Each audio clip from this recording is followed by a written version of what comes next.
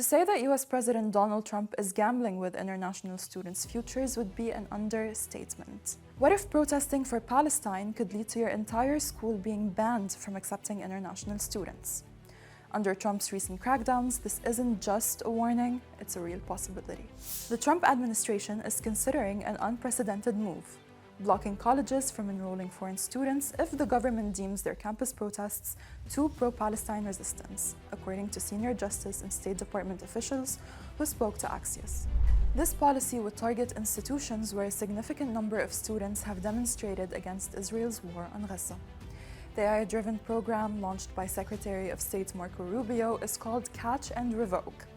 In just 3 weeks, it has already led to over 300 visa revocations.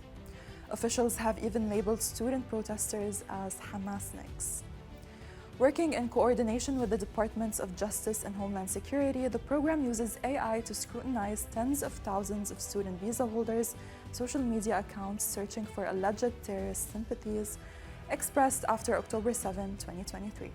Officials are also reviewing internal databases to identify visa holders who were previously detained but remained in the US under the Biden administration. Additionally, they are monitoring media reports of what they classify as anti-Israel demonstrations and anti-Semitic activity without consequence. At the heart of this initiative is the Student and Exchange Visitor Program, which certifies schools to enroll international students.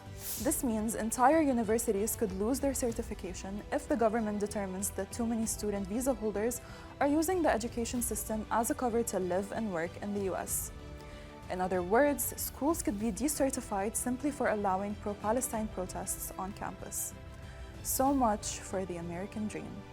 Legal battles are already brewing, with some cases likely headed to the US Supreme Court. And that's exactly what the Trump administration wants: to give the High Court multiple opportunities to expand the executive branch's power to deport non-citizens with minimal judicial oversight.